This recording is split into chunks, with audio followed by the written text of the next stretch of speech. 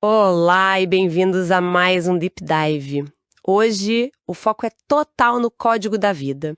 DNA e RNA, os ácidos nucleicos, sabe? Que são construídos a partir de nucleotídeos. Temos aqui um capítulo bem denso de bioquímica e a nossa missão hoje é entender como essa informação genética não só é guardada, mas também lida e até manipulada pela ciência. Como é que uma química, assim, tão básica consegue gerar tanta complexidade, né? Vamos desembrulhar isso. Pois é fascinante, né? É o cerne da biologia moderna. E tudo começa com os nucleotídeos mesmo, essas pecinhas. Cada um tem uma base nitrogenada A, G, C, T no DNA, ou U no lugar do T para o RNA, um açúcar e um grupo fosfato. E olha, eles não são só blocos de construção, não. Um deles, o famoso ATP, é a nossa moeda de troca de energia na célula. Fundamental para quase tudo o que acontece lá dentro. É mais um transportador de energia, sabe? Bem dinâmico, do que um simples armazém. Ah, entendi. Quer dizer, não são só os tijolos da construção. Alguns são tipo a própria energia que move a obra toda. Faz sentido. E esses tijolos formam o DNA e o RNA. A imagem da dupla hélice do DNA, nossa, é quase um ícone cultural. Exatamente. A proposta de Watson e Crick em 53 foi um marco genial mesmo. Mas é importante lembrar que foi construída sobre trabalhos anteriores, né? As regras de Chargaff já indicavam que A sempre casa com T e G com C. Isso já era uma pista enorme. E os dados de raio-x da Rosalind Franklin, esses foram cruciais. Eles não só mostraram que era uma hélice, mas que as bases ficavam empilhadas por dentro, tipo degrau, sabe? E deram as dimensões exatas da hélice. Sem isso, o modelo não teria saído. Nossa, então os dados dela foram essenciais para dar a forma exata para eles montarem o modelo. E como essa estrutura funciona para guardar a informação? Bom, as duas fitas são antiparalelas, ou seja, elas correm em sentidos opostos, uma de cabeça para baixo em relação à outra. E o pareamento específico, no centro, A com T, G com C, ligado por pontes de hidrogênio. Essa é a chave de tudo. Uma fita acaba servindo de molde perfeito para outra. É assim que a informação pode ser copiada com altíssima fidelidade geração após geração. Se você sabe uma fita, você sabe a outra. É direto. Faz todo sentido, né?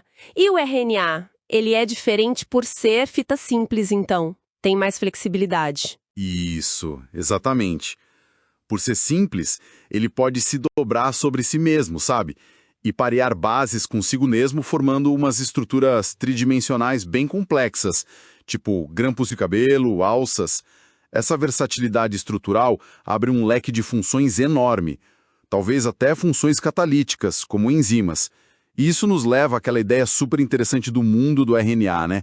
A hipótese de que o RNA talvez tenha sido a molécula central da vida antes do DNA assumir esse papel de guardião principal da informação. Ok. Entendemos a estrutura, como ela permite a cópia. Mas como a informação vira... como ela vira ação na célula. Aí que entra o famoso dogma central, certo? Isso, proposto pelo Crick. Ele descreve o fluxo básico da informação genética. É assim, o DNA guarda a receita mestra. Ele pode ser copiado, né? Isso é a replicação. Aí, um trecho específico do DNA, um gene, é transcrito para uma molécula de RNA mensageiro, o mRNA. É como tirar uma cópia de uma página específica do livro de receitas. E essa mensagem no mRNA é lida lá nos ribossomos, que são as fábricas de proteína da célula. Eles montam a proteína aminoácido por aminoácido. E quem traz os aminoácidos certos para a montagem é o RNA transportador, o tRNA. Então o fluxo é DNA gera RNA, que gera proteína. E foram experimentos clássicos que estabeleceram isso. Tipo, os de Avery e colegas que mostraram que o DNA era um material genético, não proteína. E os de Biddle e Tatum, que ligaram diretamente genes a enzimas, ou seja, a proteínas com função. Uau! E hoje, a gente não só entende esse fluxo, mas conseguimos, intervir nele.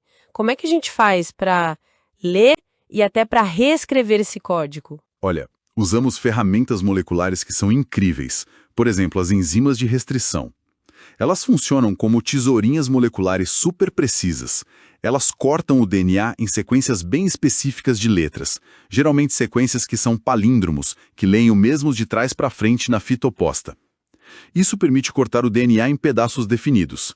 E para ler a sequência, o método de Sanger foi revolucionário por décadas. Ele usa basicamente uns terminadores químicos. São análogos de nucleotídeos que, quando incorporados na cópia do DNA, param a síntese naquele ponto. Fazendo isso para cada letra, A, T, C, G, a gente consegue descobrir a ordem delas. E essa capacidade de leitura que permitiu aqueles projetos gigantescos, né, como mapear o genoma humano inteiro. Precisamente. Foi um esforço enorme. Sequenciamos os 3 bilhões de pares de bases do nosso genoma. E aí veio a grande surpresa. Só cerca de 1,2% do nosso DNA contém as instruções diretas para fabricar proteínas. É muito pouco. Isso dá uns 23 mil genes, mais ou menos. O resto, bom, uma parte enorme é transcrita em RNAs que têm outras funções regulatórias estruturais. Outra parte são sequências repetitivas, muitas vezes. E tem muita região que a gente ainda está tentando entender qual é a função exata. É um território bem misterioso ainda. Só 1,2%? Nossa, isso é realmente chocante. E pensar que essas sequências todas, mesmo as não codificantes, guardam a nossa história evolutiva? Com certeza. Pequenas alterações na sequência do DNA, as mutações, são a matéria-prima da evolução. É a fonte da variação. Comparando o DNA entre diferentes espécies, a gente consegue reconstruir a árvore da vida, ver o parentesco. Por exemplo, compartilhamos cerca de 99% do nosso DNA com os chimpanzés. É impressionante.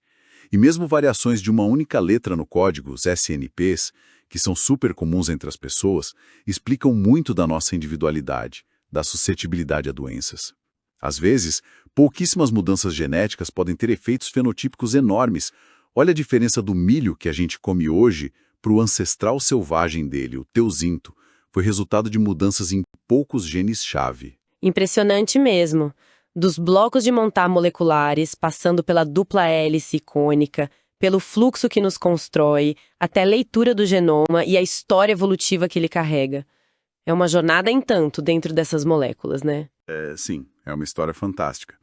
Vimos a estrutura básica dos nucleotídeos, como eles formam a dupla hélice do DNA e a fita simples do RNA. Vimos o dogma central, DNA, RNA, proteína. E falamos sobre como as tecnologias de sequenciamento nos permitem hoje ler o livro da vida e como isso nos ajuda a entender a evolução. E tudo isso, como você disse, levanta aquela questão fundamental e ainda em aberto. Se tão pouco do nosso DNA codifica diretamente as proteínas que nos compõem, qual é a função real, o impacto de todo o resto do genoma? A ciência continua buscando essa resposta. É uma fronteira ativa de pesquisa.